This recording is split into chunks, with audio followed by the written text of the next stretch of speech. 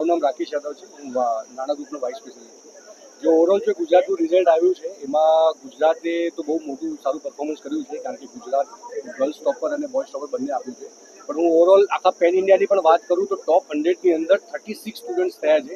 એમાં ટોપ 20માં 7 છોકરાઓ અને ટોપ 100માં 36 છોકરા. એમાં અને 1000ની અંદર 220 છોકરાઓ બધા ઉત્તીર્ણ થયા છે નાણા ગ્રુપથી. તો ઓવરઓલ આખા ઇન્ડિયાની અંદર જે નાણા તરીકે જે રિઝલ્ટ આપ્યું છે, જે એની સિસ્ટમ છે, જેની જે મેથોલોજી છે, એના થ્રી આ જે આખું રિઝલ્ટ ઉત્તીર્ણ થયું છે ને એમાંથી ગુજરાતે one of the best performance આપી છે, કારણ કે ગર્લ્સ ટોપર અને બોયઝ ટોપર બંને આપણા નાણા અમદાવાદ સેન્ટરથી છે. તો આ રિઝલ્ટ માટે હું બધાને અભિનંદન આપું છું. અને જે રિઝલ્ટ પ્રોડ્યુસ થયું છે એ એન્ટાયર ટીમ અને એન્ટાયર ગ્રુપે આ મહેનત કરી છે. અને આ વખતે પછી ગુજરાતમાં અને આગળના વર્ષોમાં પણ અમે સારું રિઝલ્ટ આવશે. અને હેડ ઓફિસ હૈદરાબાદ, જે અમારું મેઇન જે હેડ ઓફિસ છે, આખું હૈદરાબાદથી ઓપરેટ થયું છે અને આખું પૂરા સપોર્ટથી, જેમ કે પુનિત સરે કીધું કે આખું અમે સ્કૂલ અને નંબર ઓફ કોચિંગ સેન્ટર કરીશું ને આવા રિઝલ્ટ આપતા રહીશું. Thank you. મારું નામ તુષાર પારેખ છે. હું નારાયણાનો ઝોનલ ડાયરેક્ટર છું ગુજરાત સ્ટેટ માટે.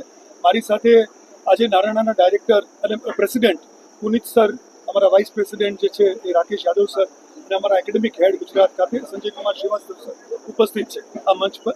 અને આજે નારાયણાનું જે રિઝલ્ટ આવ્યું છે એ ઓવરઓલ આઈઆઈટીનું જે રિઝલ્ટ આવ્યું છે 2024 ગઈકાલે સવારે, એ રિઝલ્ટમાં નારાયણા ગુજરાતે કેવું પરફોર્મન્સ કર્યું છે ડેવલપ, એની વિશે વાત કરવાની છે.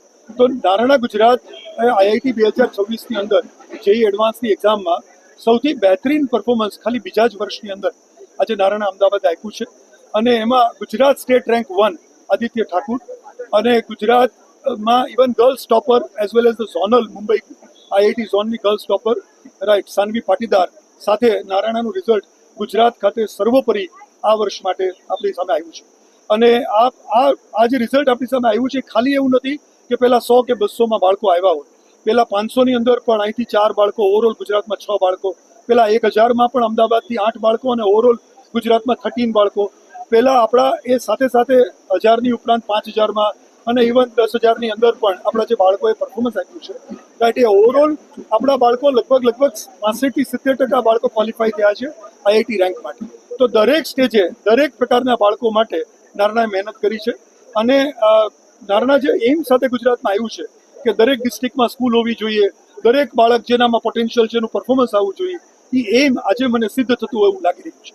સાહેબ, આમાં નારાયણના ટોટલ કેટલા વિદ્યાર્થીઓએ પરીક્ષા આપી હતી અને જેમાં નારાયણા ગુજરાતની વાત કરીએ તો 147 બાળકોએ આઈઆઈટીની પરીક્ષા આપી હતી.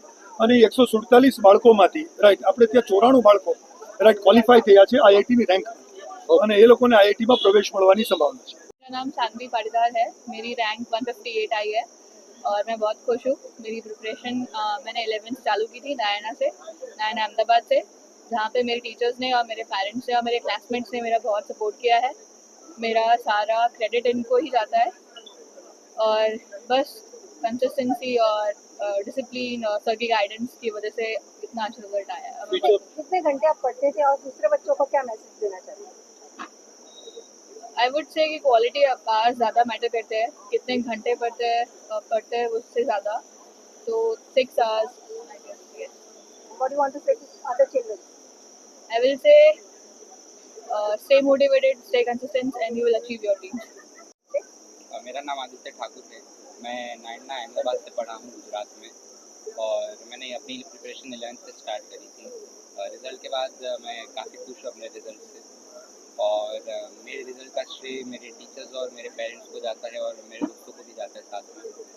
एसके सर, मोहम्मद सर और अफिल सर ने बहुत सपोर्ट किया, बहुत मदद करे. उन्होंने मेरे रियल मेंटर जैसे थे वो.